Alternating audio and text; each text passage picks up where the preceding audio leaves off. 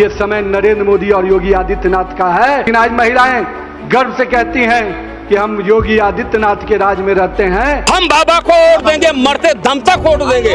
राष्ट्र जो विरोधी कल तक दिल्ली से लखनऊ का चक्कर काट रहे थे, जो अंदर खाने ये अफवाहें फैला रहे थे कि योगी को हटा दिया जाएगा, आज उनके सारे सियासी मंसूबों पर पानी फिर चुका है।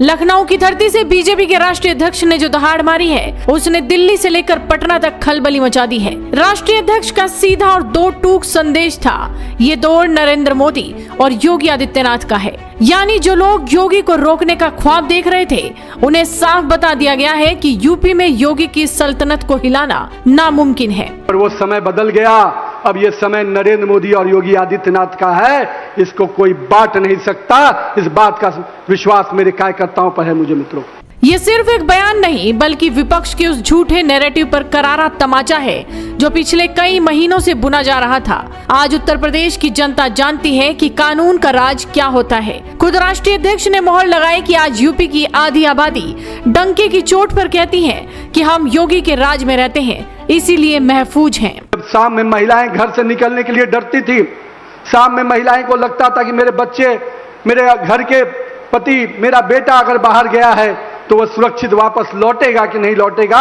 ये संशय की स्थिति में महिलाएं रहती थी।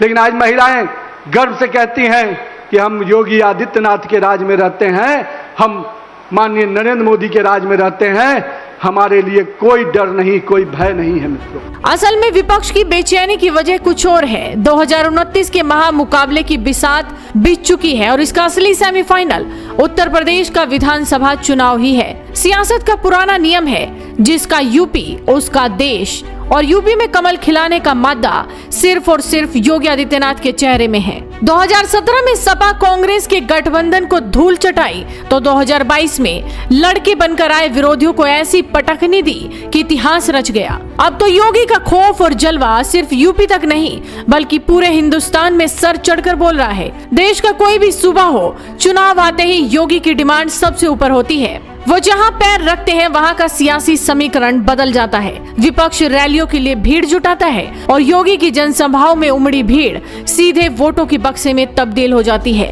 जनगणना की आहट मिलते ही विपक्ष के पैर कांपने लगे हैं। चुनाव समय से पहले होने के संकेत क्या मिले?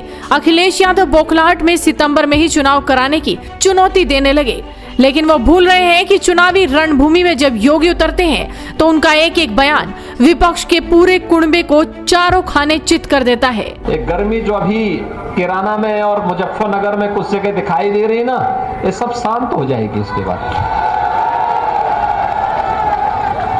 क्योंकि गर्मी कैसे शांत होगी ये तो मैं मई और जून में भी इसको बहुत शिमला बना देता हूं। विपक्ष ने क्या क्या पैतरे नहीं बदले। राम मंदिर के नाम पर चंदा चोरी का आरोप लगाया, जनता को भड़काने की लाख कोशिशें की, लेकिन यूपी की जनता मूर्ख नहीं है। जनता ने साफ कर दिया है कि तुम चाहे जितने चक्रव्यूह रच लो, राम भक्तों के राज में आएगा तो योगी ही। चोरी के नाम पे हिंदू जो है अपने हिंदुत्व को नहीं छोड़ेगा। आप समझिए, अखिलेश नहीं, वो जो है मुलायम सिंह फिर से पैदा हो जाए, सोनिया गांधी राजीव गांधी से लेट जाए, लेकिन चंदा चोरी के नाम पे हिंदू अपनी आस्था खराब नहीं करेगा। वो सीधे भाजपा को वोट करेगा, इसलिए कि हिंदू अगर सुरक्षित है तो केवल भाजपा के शासन में सुरक्षित है। अगर हम नहीं रहे, अगर हमारा धर्म नहीं रहेगा तो हम क्या करेंगे रह करके? हम क्या करेंगे आप बताओ? हमारा धर्म नहीं रहेगा, हमको जिंदा रहने का अधिकार नहीं, हमको फांसी लगा के मर जाना चाहिए। तो क्या पहले धर्म नहीं था? पहले भी सरकार थी, धर्म तो था ना। तो हमारा धर्म बचाया किसने? चिंता नहीं, धर्म बचेगा, राष्ट्र बचेगा, हम बचेंगे। नौकरी नहीं चाहिए, कहाँ से लाएंगे? पेट कैसे पालेंगे? पेट पाने के लिए बहुत सारी व्यवस्थाएं हैं। हम खेती करेंगे, मजदूरी करेंगे, कोचिंग पढ़ाएंगे, ट्यूशन पढ़ाएंगे, बहुत सारी चीजें करेंगे। वोट आप बाबा देंगे? हम बाबा को वोट देंगे, मरते दम तक वोट देंगे। राष्ट्र साफ संदेश है, अफवाहें फैलाने वाले अफवाहें फैलाते रहें, अंदर खाने खिचड़ी पकाने वाले पकाते रहें, लेकिन 2029 की चुनावी जंग फतेह करने के लिए यूपी में योगी की जो तैयारी शुरू हुई है, उसे रोकने की हैसियत अब किसी में नहीं है। वीडियो को शेयर कीजिए और जुड़े रहिए हेडलाइंस इंडिया के साथ।